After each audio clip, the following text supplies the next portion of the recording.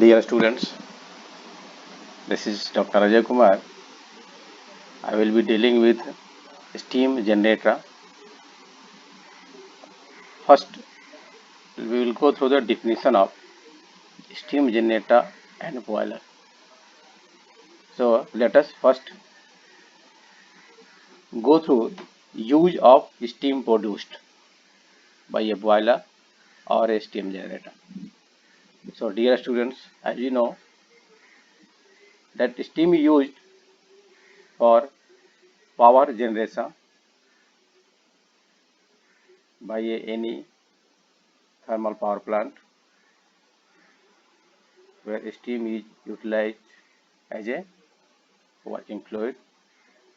This steam used for heating purposes also, like say in cold regions, if water is supplied through water pipe, municipal pipe, that water gets converted into ice due to severe cold, and we supply steam in that pipe, and henceforth that steam gets melt, melted in form of water. So due to heating, of course, the steam is used for heating of a building also. The steam used for industrial processes like say textile purpose, sugar mills, that is for processing of sugar juice. That sugar cane juice we get after processing, we get finally sugar. So for the processing work of sugar cane juice, we require steam. For textile, to maintain a constant humidity, we require steam. And for other chemical industries, steam is used. So now, dear students, let us go through the definition of steam generator given by ASME. Full form of ASME is your American Society of Mechanical Engineers. American Society of Mechanical Engineers. So, ASME says that steam generator is a combination of apparatus for producing, furnishing, or recovering heat together with the apparatus for transferring the heat so made available to the fluid being heated and then vaporized. Dear students, as you know, first the water gets heated, and then after heating, when it reaches to its evaporation stage, then it is vaporized. Like say at standard atmospheric pressure, when water gets heated from its initial temperature, let us say 25 degrees centigrade, then it's get heated, you can say, from 25, when it is reaches to 100 degrees centigrade at a standard 1 atmospheric pressure. So at 100 degrees centigrade it is vaporized. So first water gets heated and then it is vaporized. So for the combination of all these apparatus, that combination is called steam generator. So clearly written over here, a steam generator covers whole unit considering what? These are the devices, those who are helping to finally produce steam. So these are furnace, superheater, reheater, boiler or evaporator. This is very important one. I will deal later just now about this one. Economizer, air preheater, and water valves tubes along with various auxiliaries such as pulverizers. These pulverizers are nothing but helping to make coal, rocky coal in a powder form. So we call it pulverizers. Stokers, then dust collectors, burners helping to burn the coal, then fans for blowing air or hot gas, and then ice handling equipment, and then finally chimney or stack. So dear students, all operators, all these operators combined together is called a steam generator.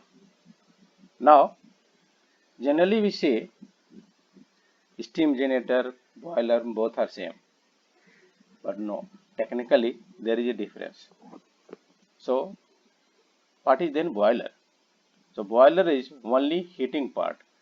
So, clearly written over here, dear students, that boiler or evaporator is that part of a steam generator of that part, please concentrate over here, is that part of steam generator which consists only vessel and heating surface, right, where there is a phase change takes place.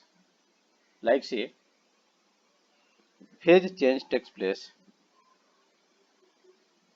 let us say heating of water takes place at a standard atmospheric pressure. Initially temperature at 25 degrees centigrade, when it reaches to 100 degrees centigrade. So the water, when it comes to 100 degrees centigrade, it starts evaporating. So this change of phase takes place at 100 degrees centigrade by consuming latent heat. So the device which helping to convert from one phase to another form, that is from liquid phase to vapor phase, that device is called boiler. So clearly mention that boiler or evaporator is that part of steam generator which consists only vessel and heating surface where there is a phase change takes place from water to steam,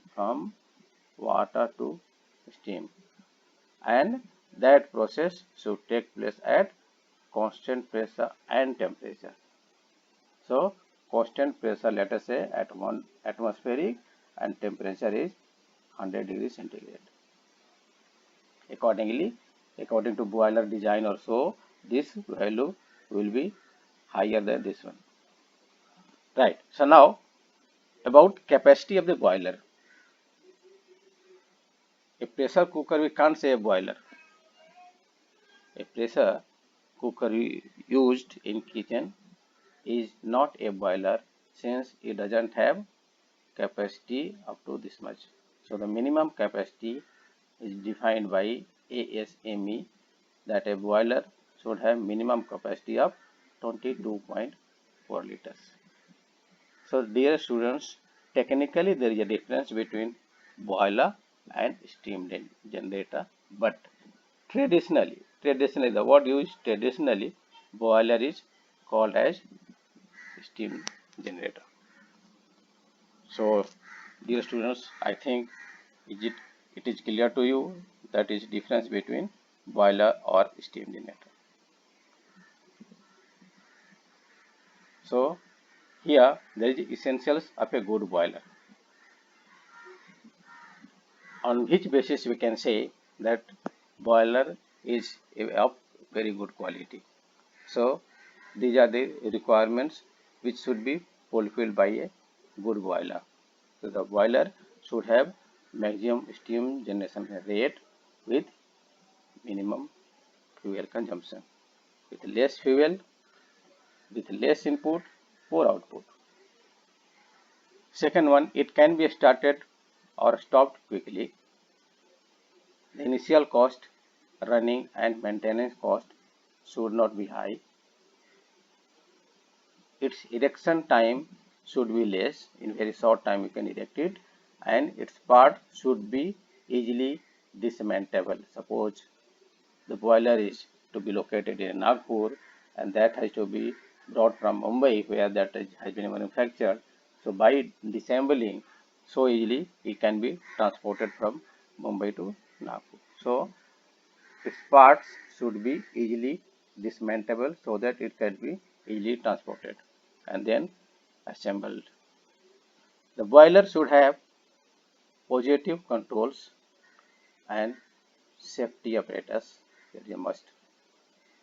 It should have a high rate of heat transfer and beta combustion. It is very, very important because our main purpose is to convert one form of energy, that is heat produced by burning of coal or any other fuel, that almost whole heat should be utilized, and utilized means it should be a proper rate of heat transfer. That proper rate of heat transfer should be high. So now, dear students, now seventh one is it should be able to accommodate the load variation. Suppose 3 or 4 steam turbines are attached to a boiler at one point of time. Let us say 2 boilers are running with 2 steam turbines are running with a same boiler, and suddenly third or all 4 steam turbines are used by taking steam from a same boiler. So that boiler should have a capacity to accommodate that load with all 4 steam turbines. Eighth one, it should occupy less floor space. Ninth, it should be trouble free and require less attention and less maintenance. Next one, it should be free from manufacturing defects. Of course, it should be. 11th, mud should not get deposited on the heating surface. As you know, this mud is a bad insulation of heat, and henceforth it should not get deposited on the heating surface. Soot or a scale should not be deposited on the tubes. So all soot, scale and mud, all these three are bad conductor of heat, and henceforth they should not be deposited on the heating surface, maybe or in the boiler, in the tubes or any outside. Now 12th is all parts of the boiler should be accessible for cleaning and inspection. That is a must. Cleaning of all apparatus is a must.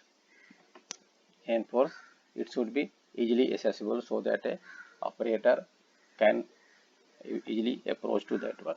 And the last one is it should conform, that boiler should conform Indian Boiler Regulations Act. Act means, suppose in that act it is given about height of a chimney also, that minimum height of a chimney should not be less than 100 feet. Minimum height of a boiler should not be less than 100 feet. So due to this pollution control, that height of chimney is fixed. So all these regulations are coming under this Indian Boiler Regulations Act. So now, dear students, let us go through the classification of boiler. So classification of boiler, that is categorized on the basis of first boiler axis. So there are three types: horizontal axis, vertical and inclined. So on that one you can say horizontal boiler, vertical boiler and inclined boiler. So generally we see these two, horizontal and vertical boilers. Out of these two, vertical one is so famous. Second basis is based on passage through boiler tubes. Suppose this is your tube. Inside, this is your tube. Inside, water flows. Outside, hot gas. So then we call it water tube boiler. If water flows inside surrounded by hot gas, we call it water tube boiler.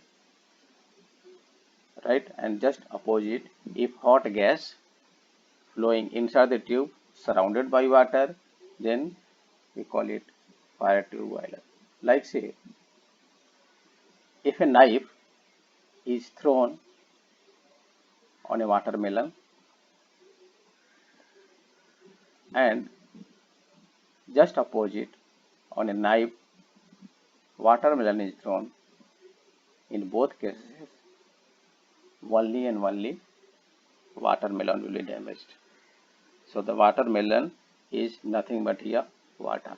Our aim is to convert steam from water itself. So based on these two,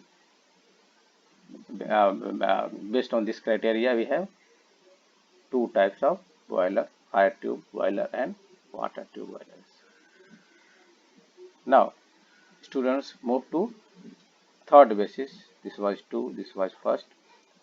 So third one is based on method of fabrication. So based on that we call it packaged boilers or soft assembled boilers.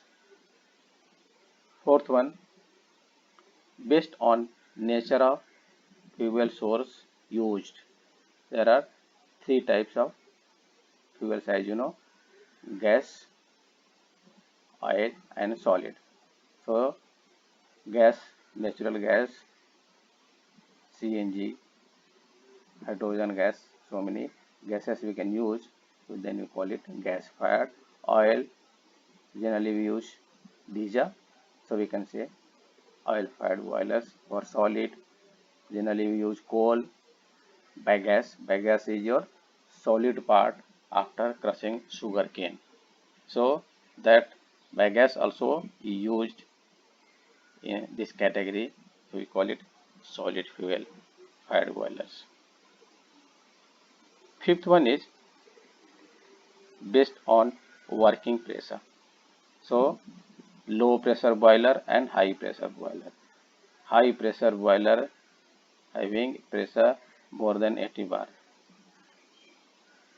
So above 80 bar we call it high pressure boiler, below 80 low pressure boiler. And then dear students, sixth one is based on circulation method. Based on circulation method. As you know, due to heating, any liquid gets lighter and then it wants to go in the upward direction. And then in upward direction, when it settles to steam drum itself contains both steam as well as water. So the water being heavier, that water from top portion it comes downside, and then again it gets heated inside the boiler, and then in the form of steam goes above. So in this way we call it natural circulation boiler. This circulation takes place naturally due to density difference of water and steam. And for that circulation, if we need a pump, then we call it post circulation boiler. So dear students, now let us move to water tube boiler and fire tube boiler. Difference between these two. So water tube boiler is here, fire tube boiler here. So first, the water circulates inside the tube, which are surrounded by hot flue gas from the furnace, and fire tube, hot gases from the furnace passes through the tubes which are surrounded by water, just I told. Water tube boiler generates steam at a high pressure up to 160 bar. fire tube, it can generate steam only up to 24.5 bar. Third, the rate of generation of steam is as high up to 450 tons per hour.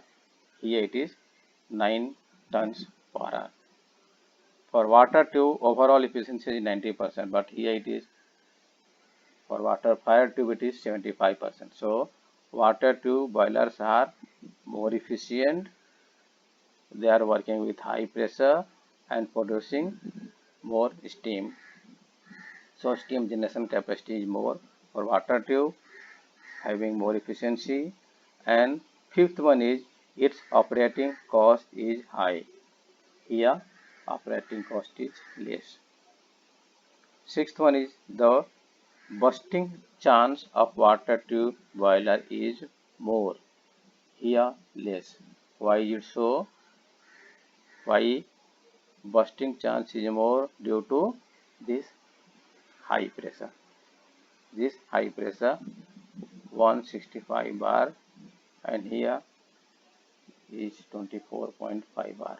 So due to this high value, bursting chance in case of water tube boiler is more. So seventh one is used for large power plant. It is not suitable here for large power plants. Dear students, I ask one question. If it is told that if one of the tubes is damaged in both boilers, water tube boiler and fire tube boiler, which could be more harmful to human being or boiler operator who is standing nearby?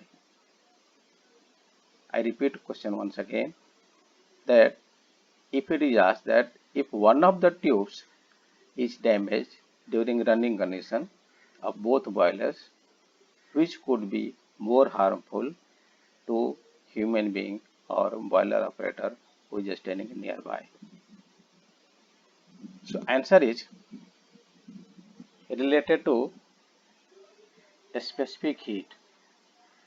A specific heat of water is 4.187 kilojoule per kg Kelvin, whereas for gas is 1.005 kilojoule per kg Kelvin.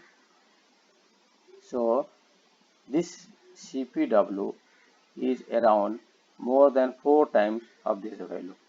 So based on this, we can say water tube boiler is more harmful compared to fire tube boiler. For water tube boiler, the inside the tube is water having a specific heat 4.187. So if both boilers, one of the tube is damaged in both boilers, water tube boiler could be more harmful compared to fire tube boiler. Now dear students, must remember about the types of water tube. These are Babcock and Wilcox boiler, Stirling boiler, Lehman boiler, Benson boiler, Lefevre boiler and Arrow boiler. This Babcock and Wilcox boiler is not the name of a scientist. It is a name of a manufacturing company located in UK. Babcock and Wilcox boiler is the name of a manufacturing company located in UK. These Stirling and others related to inventor. Likewise, these are the examples of water tube boiler: simple vertical boiler, Cochrane boiler, Lancashire boiler, Cornish boiler, Scotch boiler. This is used for marine purpose. Scotch boiler, locomotive boiler used for railways, and then Elkin boiler. So dear students, this difference of both is very important as far as examination point of view. These are generally taught in university syllabus. Now in next video, I will be dealing with boiler mounting and accessories which are very important.